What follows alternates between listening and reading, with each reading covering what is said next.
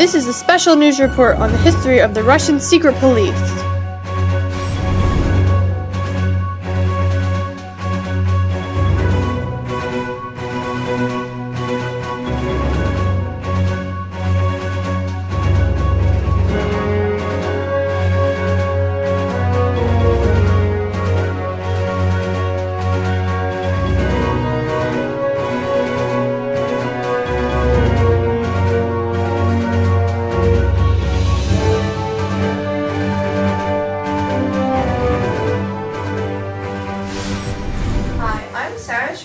And this is a special news report concerning the recent activity of the KGB, which is also known as the Committee for State Security.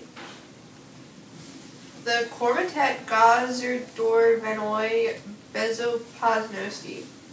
This is an organization responsible for foreign intelligence gathering and domestic security within Russia.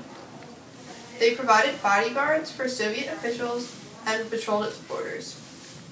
This organization has been around for years, dating back to November of 1917 with the Cheka. The Cheka was the Extraordinary Commission for Combating and Counter-Revolution and Sabotage. They were the original secret police. They were a ruthless organization during the Russian Revolution, but they formed by Vladimir Lenin. Their first leader was Felix Dzerzhinsky, and its headquarters were in Petrograd. They were part of the Bolshevik directive known as the Red Terror, and they were charged with using terrorism to destroy the Bolshevik enemies, and they would kill anyone who was thought to be an enemy of the state. They were very effective with Soviet Russia security. They established Russia's first concentration camps. They ended in 1921, but during their reign, they would use fear to prevent rural peasants and urban working-class citizens from rebelling against the Bolsheviks. They would intimidate and torture anyone who would spoke out against them, and they would crush any signs of disorder or unrest. They had around 200,000 members, and they went by many different names, but their goal was the same.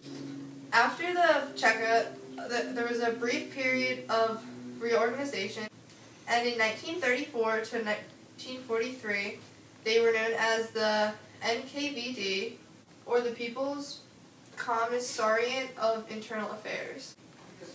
A military branch of the NKVD secured prisoners of war and operated the state's Gulag system, which was a system of concentration camps where prisoners were executed or forced to work under very harsh conditions.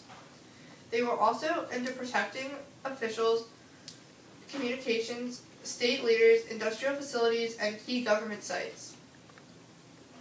They suppressed the dissenters and deported many people who they considered to be disloyal. During World War II, they had an armed force of more than 500,000 troops. And in the 1940s, there were further changes and reorganizations until they combined to form the KGB, or the Committee for State Security, in 1954. But later, in 1951, the activities shifted to Russia's FSB, which was their Federal Security Service. Next, we'll be showing a clip from the early 1920s. It demonstrates the cruelty of the Cheka and some of their techniques. She's the traitor. I think that's her. Let's see. Does that look like her? I think so. Okay, let's follow her. Ow.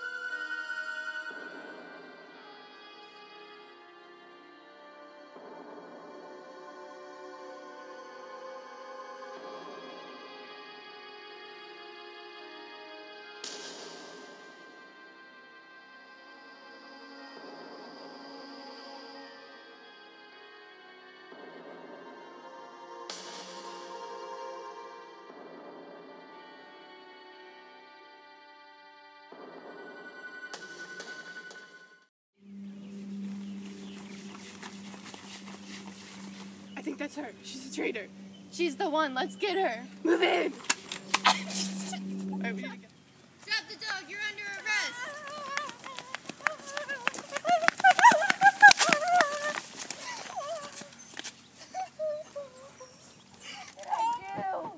You're under arrest for being a traitor to the Soviet Union. But I love the Soviet Union! You're under arrest. Put your hands behind your back.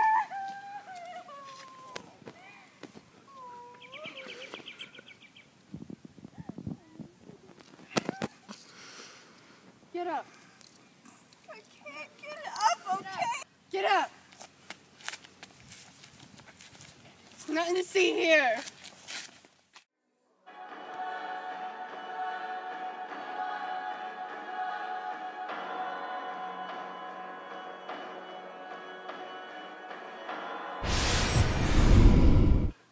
Our first interview today will be with a British man who has gone through a traumatizing experience while attempting to take down political leaders of the Bolshevik Party. And please welcome him.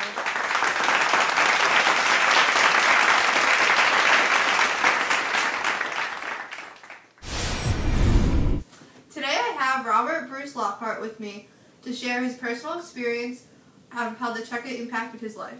I take it you were a British spy? Yes, I am. Was it true that you were the head of the special missions of the Soviet Union and tried to overthrow the Bolsheviks? Yes, on August 31st, 1918, Felix Dzerzhinsky and the Chekas found out about the attempted murder of Lenin and arrested us. Would you mind telling me about your experiences in jail? What was it like? I was awoken at night by a rough voice telling me to get out of bed. As I opened my eyes, I looked into the steely barrel of a revolver. Some 10 men were in my room.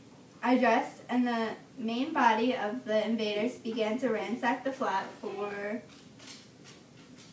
compromising documents. Do you remember how the officers were treating you? The officers treated me really badly, and they were really scary, and it was a very frightening night. I was taken to the Blanca prison. My prison here consisted of a small hall, a sitting room, a diminutive bedroom. What is a diminutive bedroom? It just means that it was really small, and everything was really, really close together. There was also a bathroom, a small dressing room, which I used for my food.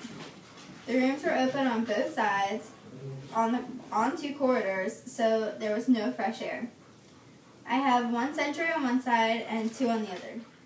They are changed every 4 hours, and as each changes, they have to come and see if I'm there. This results in me being woken up at 12 and 4 in the middle of the night. I was eventually interrogated by Yevgeny Peters, Dzerzhinsky's deputy at Cheka. At the table with a revolver lying beside the writing pad was a man dressed in black trousers and a white Russian shirt. His lips were tightly compressed, and as I entered the room, his eyes fixed me with a steely stare. Also, being in there, I never got to see the light of day, and it really affected me. I turned sallow and sickly. Ready? Do you have any more prominent memories of your imprisonment? Those years were all such a blur. They were probably the worst in my life. I just remember his steely eyes. Would you like a tissue? Yes. Okay, I know this is very hard for you and brought up a lot of tough memories. Our first guest today is someone who has had first-hand experience in dealing with the Commissariat for Internal Affairs, or more commonly known as the NKVD.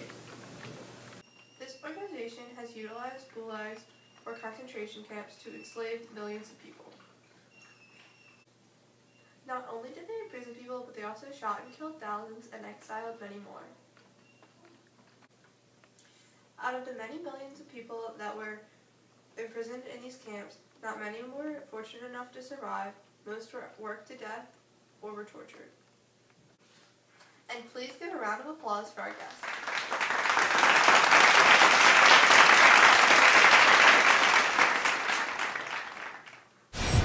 Hi, I'm here today with Anna Klobowski, who was in one of the gulags or concentration camps during the NKVD. Thank you for being here with us today. It's my pleasure to speak out against this oppression. So how did you end up in the Gulag concentration camps from the NKVD? I was captured by the NKVD because they were under the impression that I was part of the political parties that were against them.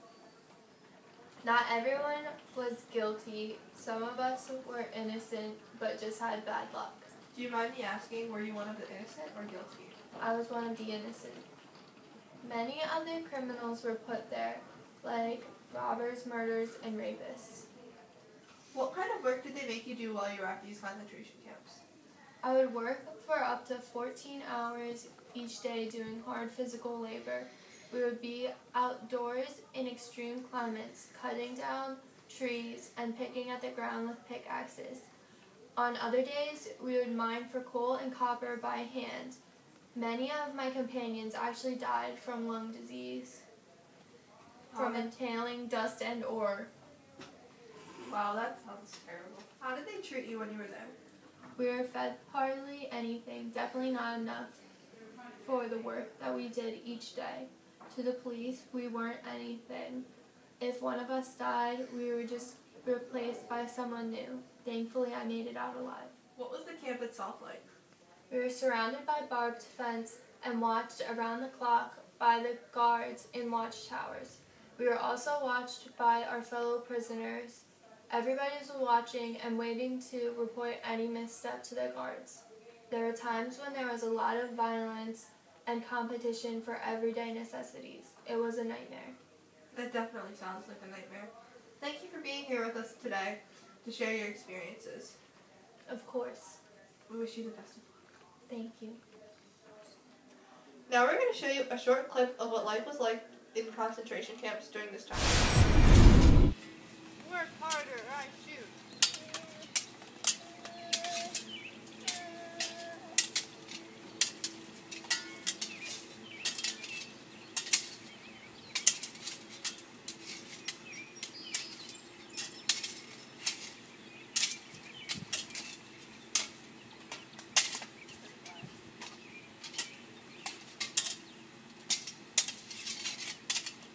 Okay, we're good. In the 1930s and 40s, Stalin's NKVD would raid homes in search of things like diaries, documents, and prohibited items like typesettings and mimeographs, which are like, in today's culture, modern computers and cell phones. Most of these home invasions either ended up in deportation of the household members or their imprisonment in gulags or concentration camps. On other accounts, the secret police would invade as part of intelligence gathering to find conspirators. Here is a short clip of a home invasion.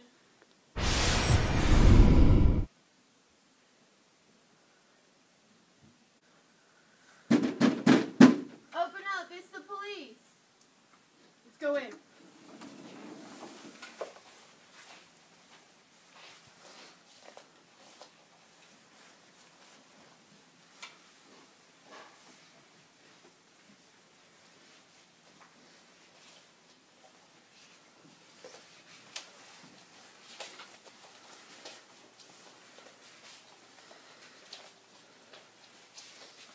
Look, over here, it's a conspiracy. She's a conspirator.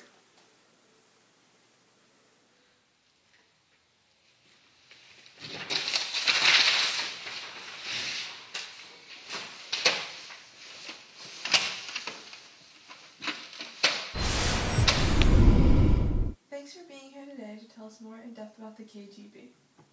Thanks for having me here. Is it correct that the KGB translates to the Committee of State Security? Yes, and the motto is the sword and the shield. Is it true that the KGB has both illegal and legal bases within other countries? Yes, the illegal residencies mostly worked out of the embassies under the cover of diplomatic immunity. But the illegals could face persecution and did not have immunity. Early on, we found the illegal operatives were more useful because of their ability to easily infiltrate targets. At the legal residencies, all the operations were divided into 4 sections: political, economic, military, strategic intelligence, and disformation. The illegal residencies were usually not as centralized and therefore lacking organization. The agents were people who provided information to the controllers who were the people who relayed it to the Kremlin and were in charge of keeping track and paying the agents. How were the agents able to hide their identities? Well, they often led double lives, having no identities that the KGB fabricated for them to keep their work secret. They practiced many forms of espionage, such as retrieval and photographing classified documents with concealed cameras, using code names when communicating, and often used dead letter boxes to share intelligence they found. In many cases, agents would infiltrate organizations posing as sympathizers to the target's cause. This was important in discovering more information to help their missions and allowed them to influence policies and help arrange assassinations or kidnappings. The KGB has played a big role in the Soviet Union and arranged many operations that are still secret to the public. Well, thanks for sharing that information on what the KGB really do. And I believe that's all we have time for today. Thanks for watching, and let's give a big round of applause for Igor Prelin.